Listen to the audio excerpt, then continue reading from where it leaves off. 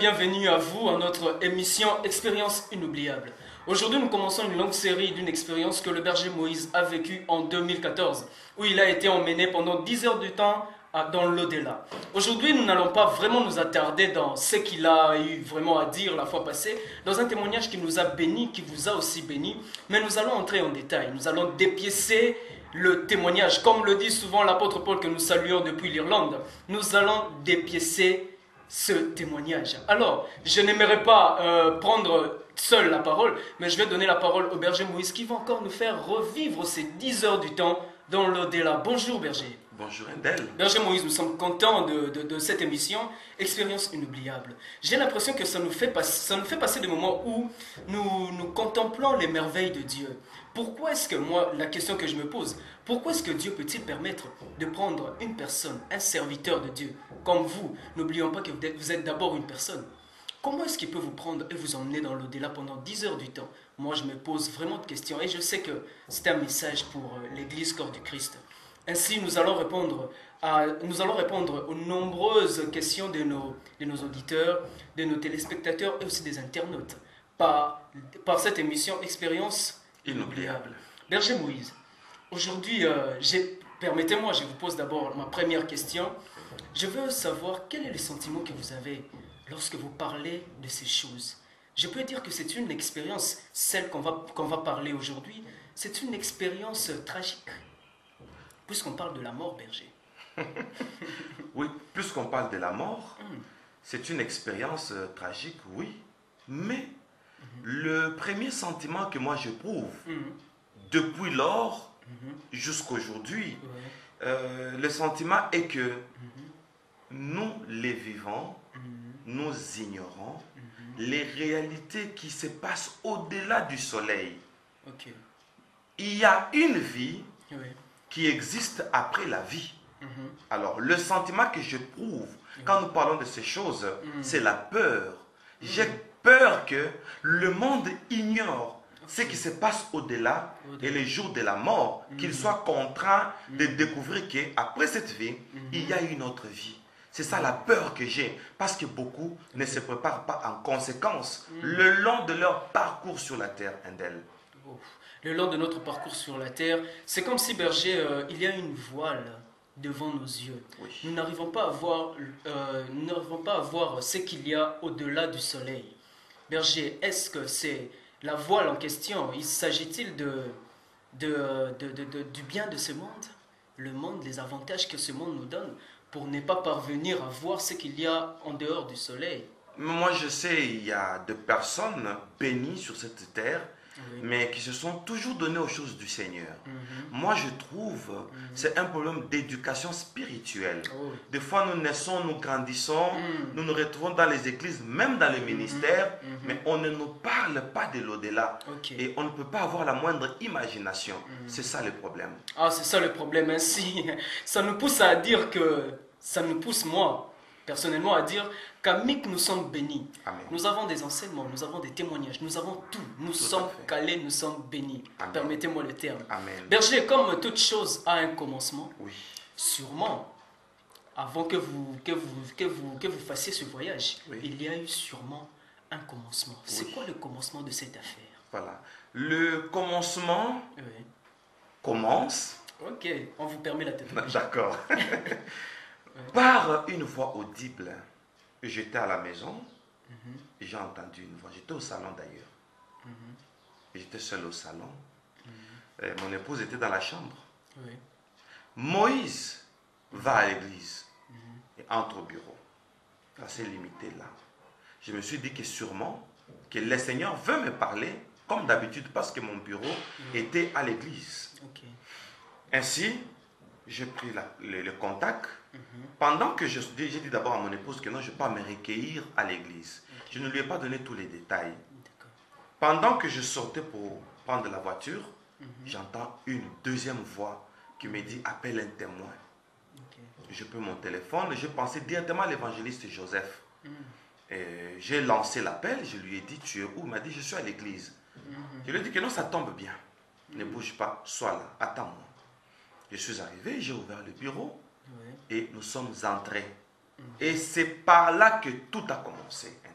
C'est par là que tout a commencé. Oui. Berger, j'ai un sentiment en moi, une question encore à poser. Berger, vous aviez entendu Dieu vous parler. Oui. Ma question est, vous étiez dans quel état avant que Dieu ne vous parle? Étiez-vous en jeûne?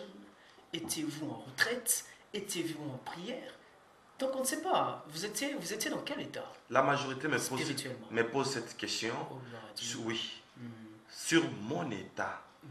J'étais dans un état normal. Je n'étais pas en jeûne. Hmm. Je n'étais pas en retraite. Je n'avais pas un programme particulier. Hmm. C'était un jour comme tous les autres. Mais c'était l'un des jours où le Seigneur devait me surprendre. Alors j'ai compris. Il y a la plupart des chrétiens qui donnent beaucoup d'attention à Dieu et quand ils sont en jeûne ou en retraite. Alors que le long de leur quotidien, ils peuvent être distraits et quand il faut chercher la présence de Dieu, c'est seulement dans la retraite. Or, moi, je n'étais pas en retraite. Et la plupart des fois que Dieu m'a surpris, je n'étais même pas en jeûne. Hein. Ah oui. Dieu vous surprend. En tout cas, vous employez très bien le mot surprendre. Oui, parce que je m'attendais le moins. Oh oui. Ah, franchement. C'est ça même la raison de ce qu'on appelle grâce. Yes. Ce n'est pas le fruit des efforts. Ce n'est pas le fruit du respect d'une loi. C'est ça même la grâce. Il n'a pas vu dans l'état où vous étiez. Il vous a surpris comme vous le dites. Oui. Il vous a surpris. Et lorsque vous étiez en train de partir, vous êtes dit...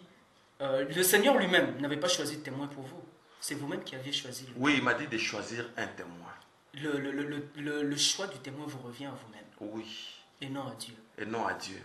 Et moi, je suis en train de me demander à partir de votre question, quand Dieu me dit de choisir un témoin, et là, à l'église, j'ai regardé qui était compétent, qui pouvait mieux écouter la voix de Dieu.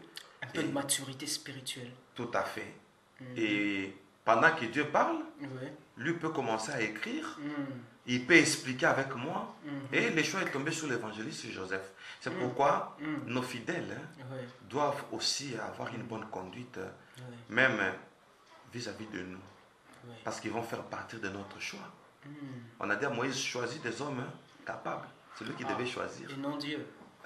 Ce qui veut dire que nos fidèles doivent atteindre un niveau de maturité. Oui. Où on peut très facilement les confier certaines tâches. Tout à fait. Et quand nous les humains, nous vous confions une tâche, je crois que c'est hors sujet, nous vous confions une tâche, dès que vous l'exercez, vous devenez ouvrier, Dieu devient votre patron et il devient redevable à vous.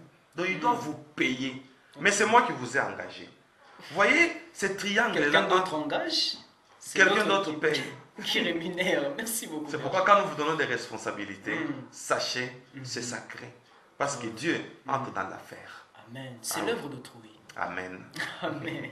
Gloire à Dieu. Alors, Berger, vous appelez l'évangéliste Joseph, en tout cas, moi, mon sentiment à moi est qu'un jour, qu'on soit avec l'évangéliste Joseph. Oui. J'aimerais lui poser la question. Oui. Qu'est-ce qui a fait qu'en cet instant-là, qu'il soit à l'église? Quoique ce n'est pas à vous de répondre. C'est vraiment curieux, hein? Mais oui, c'est vraiment curieux. Moi, en tout cas, là, je me pose beaucoup de questions. Il était déjà à l'église, faisant quoi? Bon, on aura à lui en parler. Berger Moïse, vous êtes arrivé alors à l'église. Vous êtes arrivé à l'église, l'évangéliste Joseph est là. Qu'est-ce qui s'est passé après? Merci. Qu'est-ce qui s'est passé après? Là, à l'église, nous avons entendu la même voix. Vous deux? Nous deux. Vous étiez dans la scène de l'église ou déjà dans le bureau? Quand je suis arrivé, je l'ai trouvé dans la salle de l'église. Je lui ai expliqué. J'ai entendu une voix qui m'a dit que nous puissions entrer au bureau. Et on m'a dit de choisir un témoin. Voilà pourquoi je t'ai demandé si tu étais où.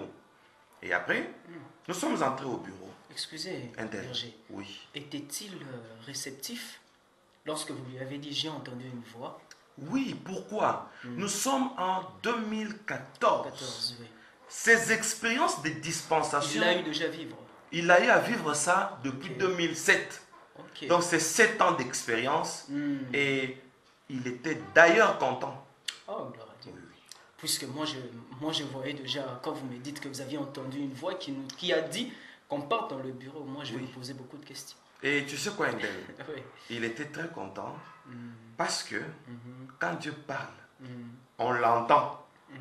entre guillemets, pour les autres, Mhm. on le voit, Ok. ça fait vraiment du bien.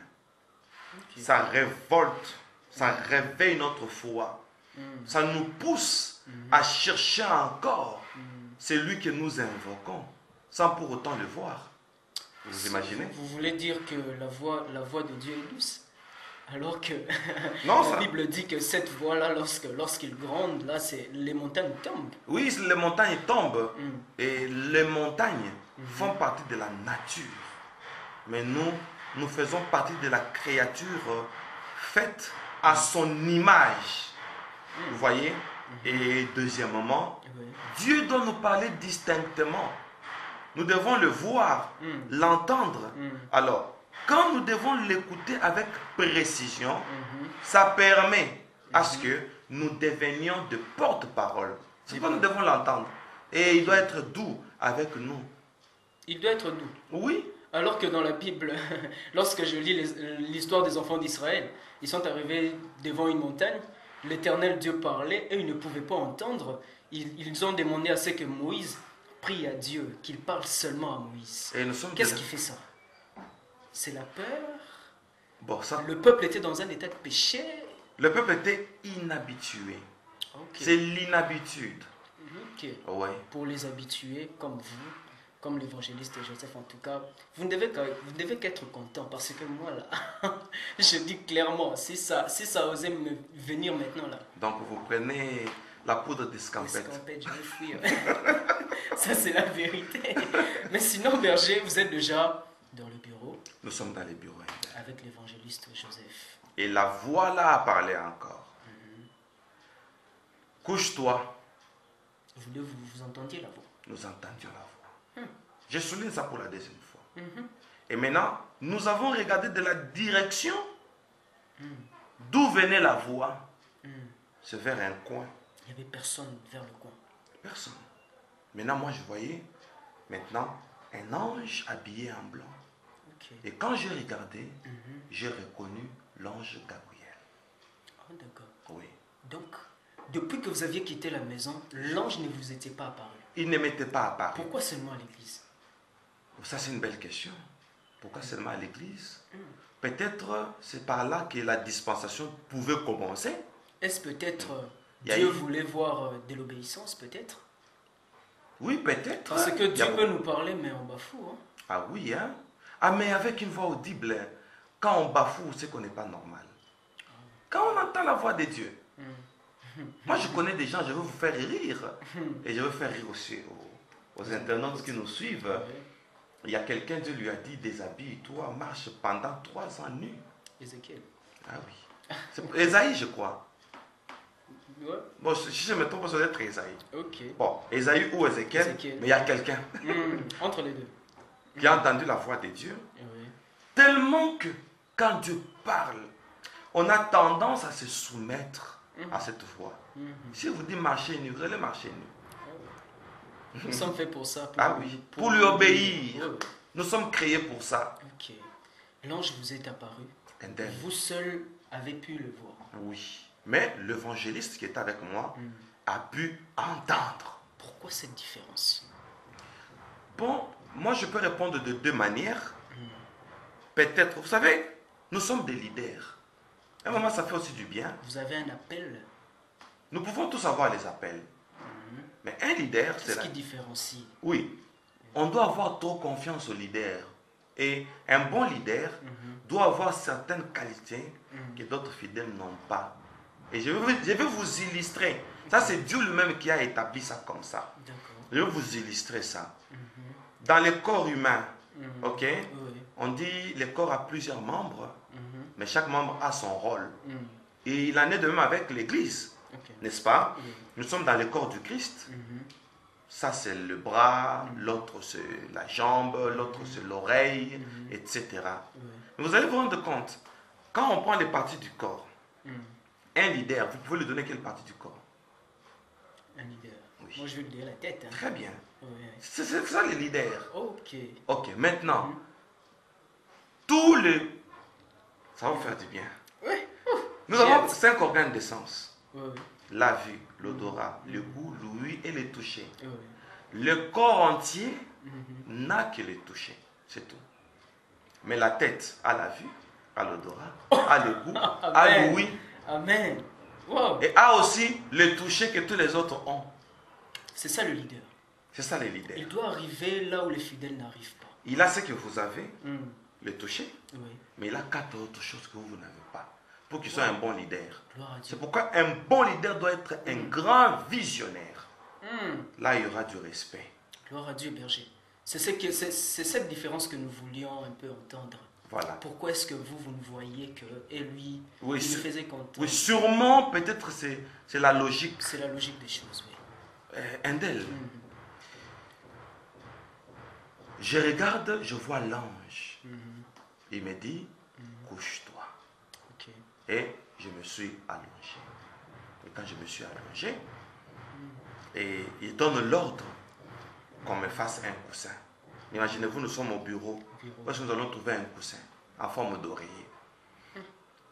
Par intuition, l'évangile Joseph a regardé au bureau, il n'y avait que des rideaux. Et il a tiré ça. Et il a fait un tas de rideaux. Et ça donnait la forme d'un coussin. Et il l'a placé sous ma tête. Je me suis allongé. Ok. Après, cet ange-là parle. L'évangéliste entendait. Et il lui dit, maintenant, toi, témoin, fais une prière pour que nous puissions nous servir de l'instrument. Parce que il va mourir. Je l'ai entendu. Et là, vous étiez couché. J'étais couché. Et pourquoi, excusez-moi, berger, pourquoi est-ce qu'on pouvait faire un oreiller pour vous? Non, peut-être pour que je sois confortable. Confortable, ok. Oui. Peut-être. Peut-être. Oui. Ah oui, je ne m'attendais pas à ce que vous ayez la réponse à ça. Ah, d'accord. Je ne m'attendais pas. J'attendais à ce que l'ange vous parle encore. Non. Pourquoi est-ce qu'il vous fallait un oreiller? Dieu, quand il nous parle, il aime nous parler dans des conditions confortables parce que les choses sérieuses se parlent sérieusement. Sérieusement, Oui. ok.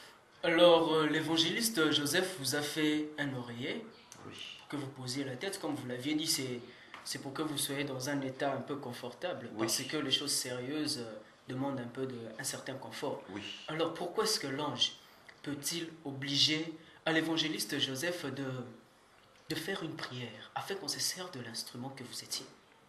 Bon, d'abord, à la lumière des Écritures, Oui. moi je pense que c'est une leçon pour ceux qui prétendent invoquer les anges. Ceux qui prétendent entrer en contact avec les anges pour que les anges leur amènent peut-être à une dimension.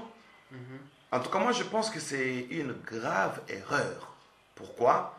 Imaginez-vous, l'ange pour me faire sortir, me transporter et m'amener à l'au-delà. Il faut que l'évangéliste prie. Et quand on prie, on s'adresse à qui? À Dieu. Voyez-vous? Donc, ma sortie dans le corps pour aller vers l'au-delà, parce que mon corps était resté. Je crois qu'on en fera mention le long de ce témoignage. Je suis sorti de mon corps. Maintenant, pour que je sorte, il faut une autorisation qui ne vient pas de l'ange. Okay. Donc, il attendait aussi une autorisation. Donc, jusque-là, vous n'étiez pas encore sorti? Je n'étais pas encore sorti parce que je l'entendais. Vous voyez? Alors, il y a des enseignements, on parle de projection astrale, tout ça. Ce sont des enseignements faux. Donc, pour que nous puissions aller quelque part, ça ne se fait pas à volonté. Même si l'ange qui veut nous y amener là, et il faut faire une prière afin que Dieu lui-même autorise que je sorte de l'humanité, que je puisse aller vivre les réalités de l'au-delà. Je pense que c'est ça la réponse. Wow. Oui. Ça ne dépend pas de l'ange. Ça ne dépend pas de l'ange. L'homme doit prier Dieu et non l'ange. Bon, donc on peut dire... Non, moi je peux dire que l'ange a donné l'ordre que l'homme prie Dieu. Que l'homme prie Dieu. Oui. Pour que l'ange fasse son travail. Pour qu'il fasse son travail de nous amener à l'au-delà. Donc ceux-là, comme vous venez de le dire, bon, nous n'allons pas citer leur nom, ceux-là qui prient les anges, afin que les anges leur servent dans leur prière, ils sont vraiment dans le faux. Ils sont dans le faux et c'est de l'idolâtrie. Vous savez, les anges, hein, ce sont des créatures. Quand d'abord l'ange dit prie pour que nous puissions nous servir de l'instrument. C'est que lui-même reconnaît ses limites. Très bien, Endel. Et je suis un instrument d'autrui. Et non de lui. Et non de lui. Ah, il a ses limites en tout cas. Donc, il n'est pour rien. On ne peut pas l'invoquer. C'est un messager. Il vient quand on l'envoie. Quand on l'envoie pas, Oui, il ne peut pas venir.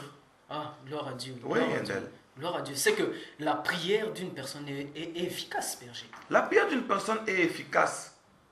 Oui. Ça dépasse même le pouvoir d'un ange. Il Ah ne oui. peut rien faire sans la prière de l'évangéliste Joseph. Ah oui, il ne peut rien faire. En tout cas, moi, j'ai hâte de savoir cette prière, en tout cas. Je crois que lorsque je serai avec l'évangéliste Joseph, je vais entendre cette prière en live. Ce qu'il a eu à dire, s'il pourra peut-être se souvenir de ça. Non, il pourra, ça c'est une expérience inoubliable. On ne peut rien oublier.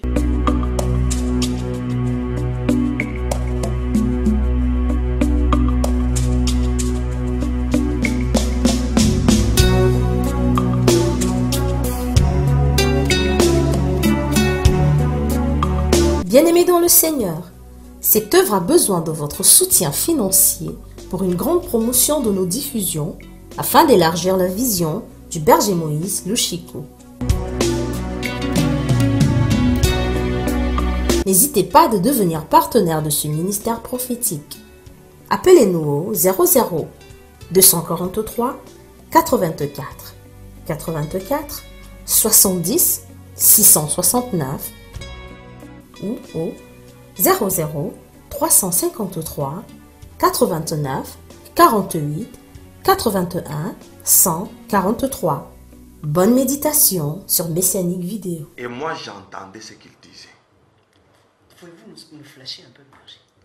Je vais les dévancer. Juste un peu, un avant-goût, berger. D'accord. Ok.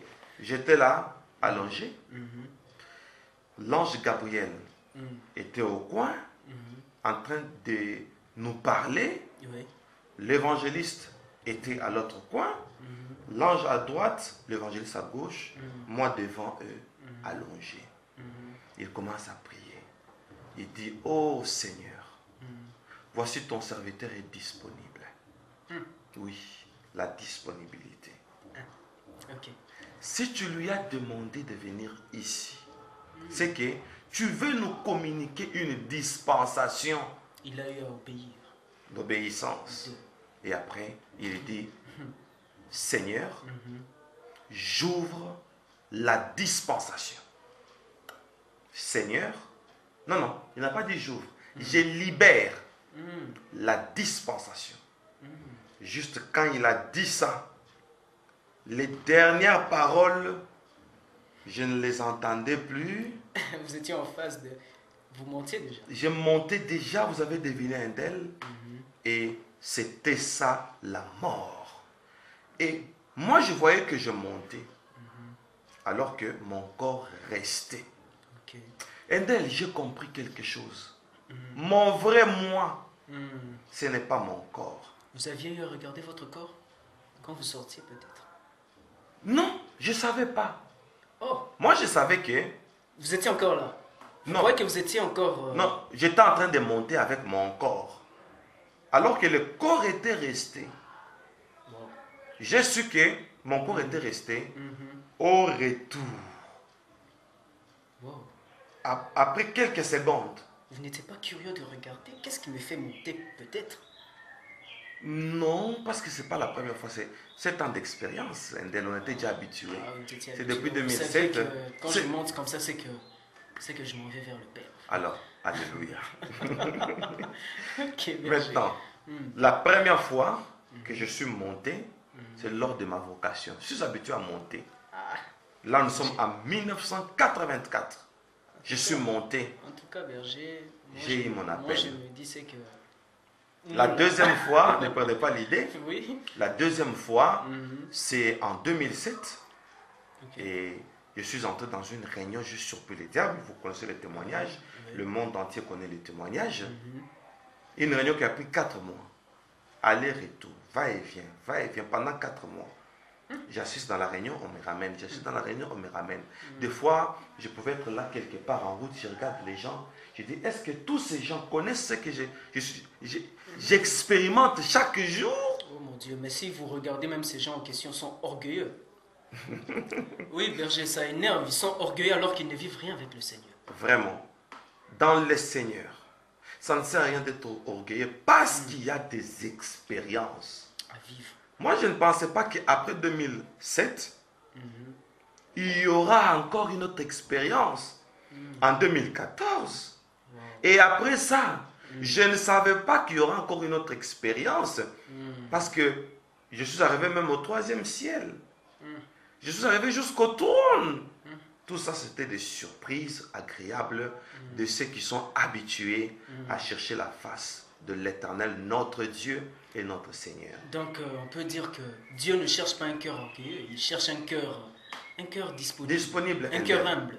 Un cœur humble. Disponible. Rien que ça. Ça ne demande même pas les années qu'on a dans le Seigneur. Juste la disponibilité. Alors, un tel, Oui, berger. j'ai commencé Volontiers. à monter. Pendant que je montais, Oui. et mes attentions étaient dirigées vers l'endroit où j'allais. Wow. Nous sommes montés et l'évangéliste qui restait, on lui disait, et toi témoin. Là j'entendais. Oh, vous entendiez. Oui. Je voyais comment je montais, je sautais du bureau. Bien que vous partiez, vous entendez. Oui. Par quelle faculté? Non, l'ange m'accompagnait. Et vous accompagnez. Oui. Et vous entendiez ce que l'ange disait À l'évangéliste. Bon, juste au début de ma montée, il disait maintenant à l'évangéliste, Oui. j'amène l'instrument vers l'au-delà et nous te donnons la capacité d'entendre comme à la radio, ce qu'on lui a dit, comme une émission. Tout ce que ton pasteur, ton berger, vivra là où nous l'amenons, toi, tu suivras ça sur la terre. Prends tes notes, écris tout ce que tu entendras. Et on lui a donné la capacité. Ce qu'on me demandait là-bas, lui entendait sur la terre. Et il est arrivé un d'elle. Quelle dimension, je ne sais pas. Là où je suis allé, quand on me posait des questions, les réponses que je donnais, l'évangéliste Joseph entendait ma voix dans les bureaux. Le Seigneur nous avait amenés loin. Et je suis allé vers l'au-delà. Mais avant d'arriver à l'au-delà, nous sommes arrivés quelque part. L'ange Gabriel me dit, regarde cette route. Tout mort qui meurt. Vous mettez encore la tautologie. Oui. Tout mort qui meurt arrive ici comme toi. Et je me suis dit, Je suis comment? mort. Oui, comment suis-je mort alors que je me vois, ne sachant pas que mon corps était resté. Wow. C'est pourquoi on ne doit pas craindre de la mort. Parce que quand il faudra mourir, tu ne sauras pas. Berger, Oui. vous étiez mort, Oui. vous êtes vu. Vous êtes vu avec les vêtements que vous aviez portés. Comment? Curieusement, je me suis vu tel que je m'étais allongé. Avec les habits, tout ça. Oui. Comment ça? Alors que j'étais resté. C'était une photocopie des habits. Je me pose la question. Bon, ce n'est pas une photocopie des habits. Je vais dire un terme peut-être qui va faire rire. C'était une représentation de moi sur la terre. Quand on va développer ce témoignage, tu comprendras. Quand je suis arrivé à l'au-delà, je saute un peu, on va reculer. On va reculer, oui. Et on y reviendra encore. J'ai vu une fille, là à l'au-delà, qu'on jugeait parce que sur la terre, elle ne s'habillait pas bien. Et elle s'est retrouvée à l'au-delà avec la tenue habituelle et non la tenue de l'inhumation. Quand on l'a enterré, Quand on l'a enterré, il avait peut-être une le robe. voile, une robe. Mais quand on arrive à l'au-delà, C'est autre chose. tu apparais tel que tu étais sur la terre. Ça nous accompagne. On en parlera un d'elle. Je ferme la parenthèse. Ok. Si tu as des tatouages, des piercings, tout ça, Tout ça, ça reviendra là-bas. ça te suit. Ça te représente. Ok. Quand nous sommes inhumés, n'est-ce pas, le corps reste. Et celui qui part, il doit être représenté. Tu es représenté par ce que tu as été. Ça nous suit. Ça nous caractérise là. C'est une longue histoire, Endel, on en En parlera. tout cas, on en parlera. Nous avons le temps. Oui, Endel. C'est toute une série. Oui, Endel. On m'a placé sur une route. Il y avait une route avec des garde-fous dans l'espace. Au-delà du soleil, nous avons pris un vol rapide, Endel. Et j'ai vu quelque chose comme un pont. Oui, j'ai compris. Hein, entre le monde, quand je parle du monde, Et ouais. je parle de la nature. Je parle du cosmos. D'accord. Je parle de la planète Terre dans une galaxie. Ouais. Alors, pour traverser, il y a un pont, Endel. Et le pont là, C'était pas physique, spirituel. le pont là, Ouais. vous voyez comme tout pont, hein, il y a des garde-fous. Il y a des garde-fous d'une part et d'une autre. Oui. Et tout était en forme de nuages. Alors, berger, on vous a pris, vous êtes parti avec l'ange Gabriel. Oui. Et jusqu'où? Jusqu'à la route. Ouais. Maintenant, cette route, il me dit, je dois y marcher seul. Seuls les morts, ils marchent. Seul le mort, il marche. Pourquoi pas lui? Bon, je l'ai retrouvé là où je partais. Ah, ça c'est une question à lui poser prochainement. Ah, d'accord. s'il y a de prochainement avec l'ange Gabriel, on Ah, va lui poser d'accord. cette question-là. Ah, d'accord. Pourquoi vous seul? Parce que Alors que vous étiez accompagné. l'au-delà, c'est ce que j'ai dit au départ. Ouais. Quand on arrive à l'au-delà après sa mort, tu es responsable de ce que tu as été. Ok. Oui. Il a disparu. Et vous étiez responsable de quoi? De ma marche. C'est-à-dire, pendant que je marchais, je l'entends maintenant, je ne le vois pas. Comme l'évangile sur Joseph. Donc il continue à vous accompagner quand même, en d'autres termes. En d'autres termes, oui. Mais je ne le voyais pas. Ok. Et il me dit, regarde cette route.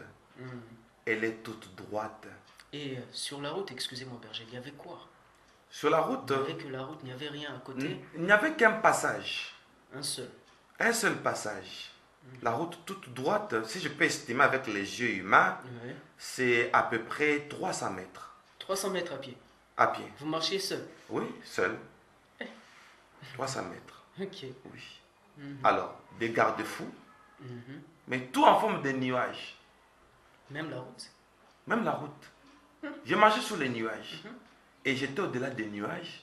Le seul nuage que je voyais, c'est la configuration de ce pont-là. Et je marchais là-dessus. D'accord. J'avançais. Ok. Et il me dit, comme tu vois cette route toute droite, quand tu rentreras sur la terre, dis au monde entier. Et le monde entier m'entend en ce moment. Ici, pour que tu sois justifié là où tu pars, Ouais. il a fallu ou il faut que ton parcours sur la terre soit droit. C'est ceux qui ont vécu dans la droiture qui vont se réjouir à l'au-delà. Il m'a dit ça. Berger, Oui, Endel. la voie était toute droite. Oui. Il dit que dans la vie humainement, Oui. il faut marcher, il faut être droit dans la vie. Oui. Mais cette route-là, c'est toute personne, tout mort. Tout qui mort. passe. Et maintenant, c'est bien d'avoir soulevé ça. C'est lui qui a vécu dans la perversité, dans la fourberie, Oui. n'est-ce pas? Dans l'injustice. Oui. Dès qu'il est sur la route, Endel, d'abord la route commence à l'accuser.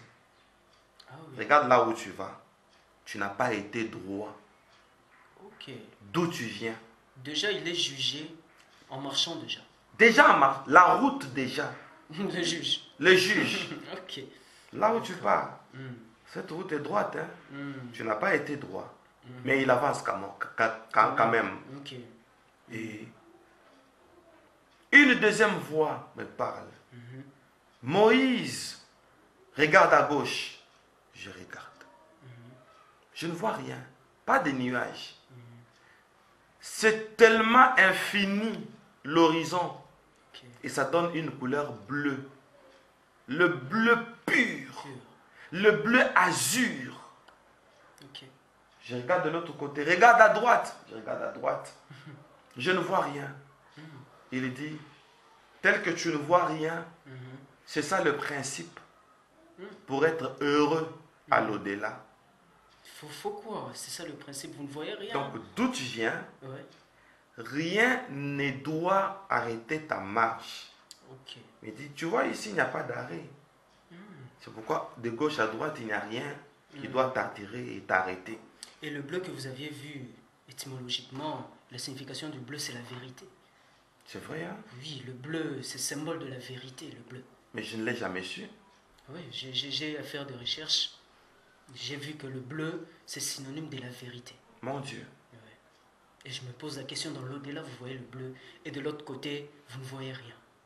Non, de gauche à droite, De gauche à droite, que oui. le bleu. Que le bleu. Oui, il n'y a rien. Il n'y a rien que le bleu. Oui. Donc on dit c'est le deuxième jugement d'ici. La vérité. Tout en tout cas la vérité, tout celui de son parcours sur la terre, à cause de quelque chose, il arrête sa marche chrétienne. S'il l'a fait, là où il va, il ne sera pas heureux. Mon Dieu. Et quand on me dit ça, je marchais et je suis arrivé au fond de ce pont Ouais. et j'ai vu une bifurcation d'elle. La direction maintenant s'est scindée Ok. du côté droit et du côté gauche. Et le jugement commence. Et les jugements commencent. D'accord. Et comment les jugements commencent? Et j'ai d'abord répondu à votre question. Comment ça a commencé? Comment ça? C'est ça les débuts d'elle. Ah d'accord. Nous sommes heureux de ces débuts, Berger. Vous avez eu à répondre à nos questions et nous sommes vraiment ravis. Avec nos chers internautes, nous rappelons que nous sommes déjà à la fin. Pour aujourd'hui seulement, Berger. Oui. Pour aujourd'hui, nous sommes à la fin. Si je veux demander à nos internautes qui nous suivent maintenant, nous avons passé des très bons moments. Que ça nous enseigne, ces témoignages, Berger? Moi, ça m'enseigne personnellement. Je dirais aux internautes, moi, c'est que j'aurais retenu dans ces témoignages et qu'il faut d'abord être mature spirituellement pour que tu vives les réalités de Dieu. Sans la maturité, l'évangéliste Joseph n'aurait pas vécu ce qu'il a eu à vivre. Et même aussi, ce que moi j'aurais retenu, c'est l'obéissance à la parole de Dieu. Dieu vous a parlé, vous avez obéi et vous avez vécu quelque chose.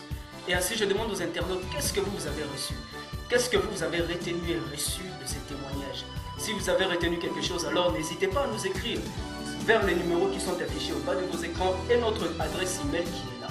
Faites-nous parvenir vos questions, tout ce que vous avez retenu